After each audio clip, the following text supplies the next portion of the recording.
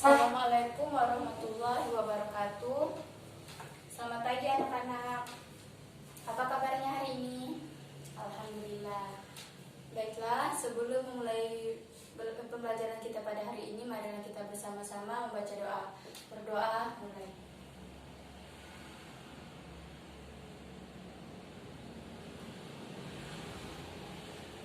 Berdoa selesai. Ada yang ingat pembelajaran minggu lalu kita tentang apa? Oh iya, berarti sekarang kita memasuki pelajaran tentang sholat fardu lima waktu. Bab 3 ya. Bab 3 halaman 23. Sebelum kita belajar nih, Ibu mau tanya, apakah anak-anak di sini mengerjakan sholat 5 waktu atau tidak? Alhamdulillah. Sehari semalam kita mengerjakan sholat ada berapa kali? 5 kali. Yang pertama sholat subuh, ada berapa rakaat? 2. Dikerjakan pada waktu terbitnya fajar hingga terbitnya matahari. Yang kedua sholat zuhur, ada berapa rakaat? 4. Dikerjakan sejak tergelincirnya matahari di ufuk barat hingga masuk waktu asar. Yang ketiga sholat asar, ada berapa rakaat? 4 rakaat. Dimulai sejak bayangan benda sama persis dengan panjang benda tersebut sehingga terbenamnya matahari. Yang keempat, sholat maghrib, ada berapa rakaat? 3 rakaat. Dilakukan sejak matahari terbenam hingga hilangnya awan merah di cakrawala. Yang terakhir adalah sholat isya, ada 4 rakaat. Dikerjakan sejak selesainya waktu maghrib hingga terbitnya waktu fajar sebagai pertanda masuknya sholat subuh. Jadi sehari semalam kita ada berapa rakaat mengerjakan sholat? 17 rakaat ya. Dasar hukum perintah sholat fardu. Dasar hukum sholat fardu itu banyak dalam Al-Quran. Contoh kok di LKS ini ada di halaman 24. Yang pertama Quran surah At-Toha nomor 14. Yang kedua Quran surah Al-Ankabut ayat 45. Yang ketiga Quran surah Ali Imran ayat 103. Ibu boleh minta bacakan nggak? Coba Anissa bacakan yang Quran surah Toha ayat 14. Ya, silahkan.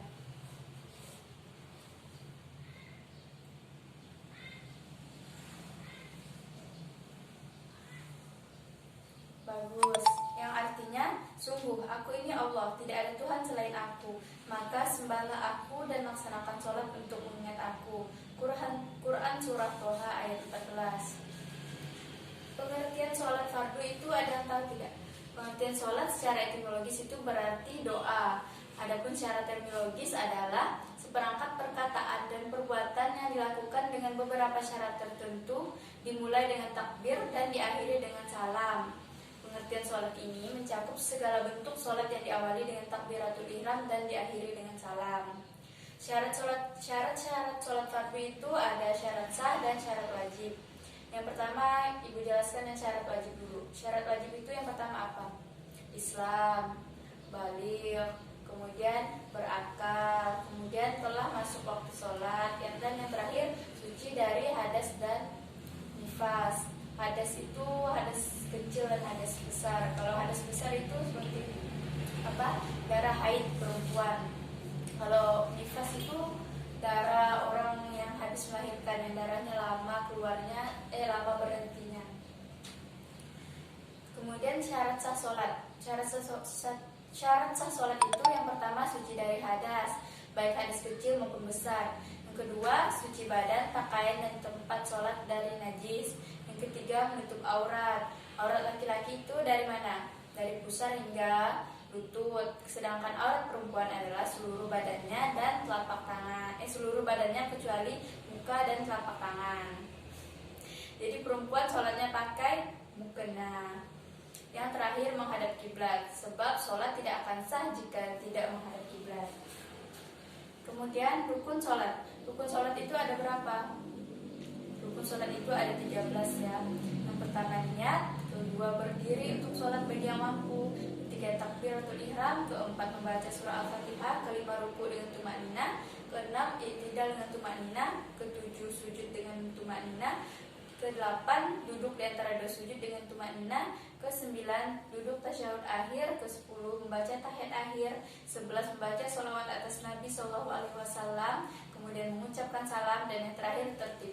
Tertib ini artinya apa? Yaitu urut sesuai urutan yang dicontohkan oleh Rasulullah SAW. Dari ke-13 rukun tadi dapat dikelompokkan menjadi 3 jenis rukun. Yang pertama itu rukun qalbi, kedua rukun qauli, yang terakhir rukun fikri. Pengertiannya, rukun qalbi itu artinya satu rukun, yaitu niat. Karena qalbi itu kan hati ya, niat itu berada di dalam hati. Yang kedua rukun qauli, mencakup 5 rukun, yaitu takbiratul ihram, membaca al-fatihah, membaca tasyahud akhir, dan yang terakhir membaca sholawat dan salam.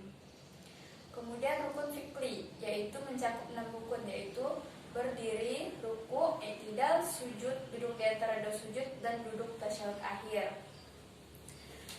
Tertib merupakan gabungan dari qauli dan fikri.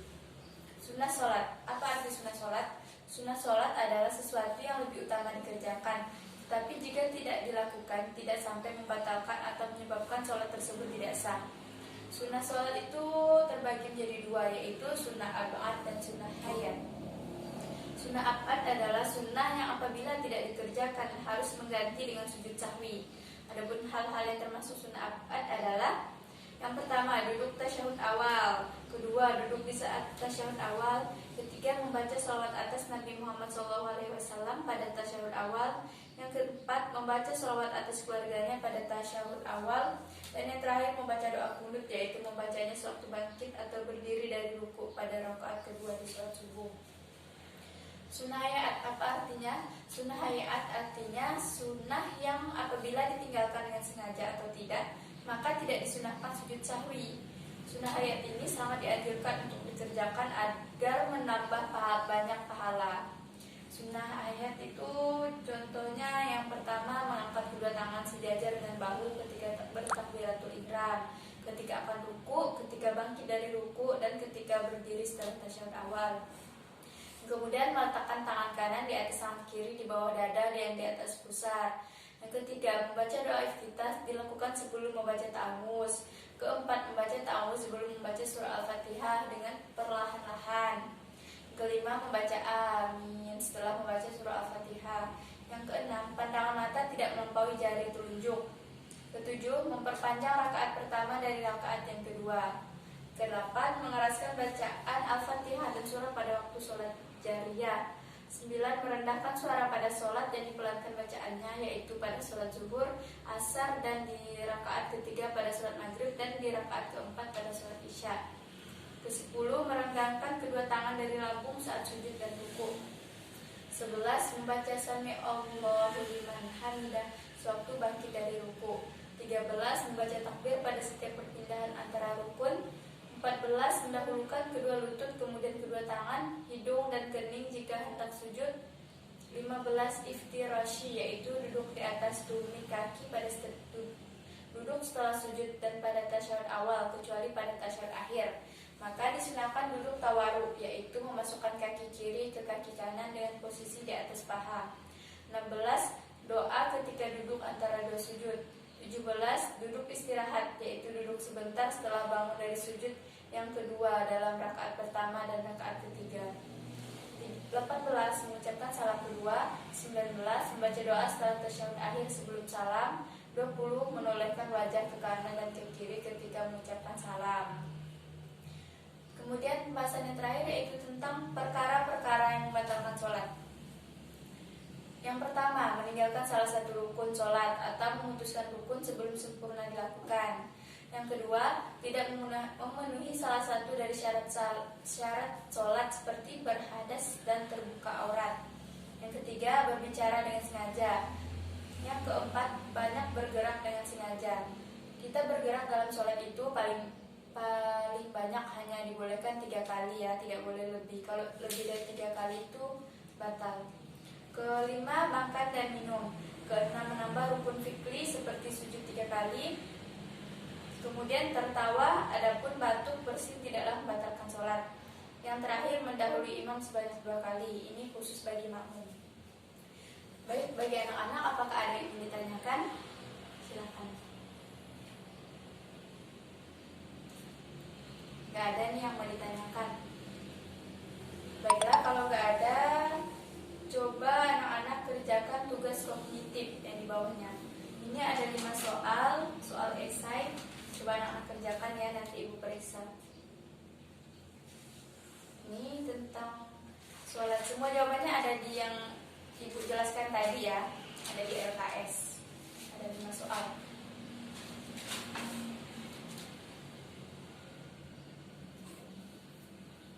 Mungkin waktunya sedikit lagi ya. Baiklah, kalau ini waktunya tidak cukup, di-PR-kan ya, kerjakan di rumah, dikumpulkan minggu depan. Baik, kita tutup saja. Sebelum menutup, marilah kita bersama-sama membaca hamdalah. Alhamdulillahirabbil alamin. Dan doa kifaratul majelis. Baiklah anak-anak, terima kasih. Assalamualaikum warahmatullahi wabarakatuh.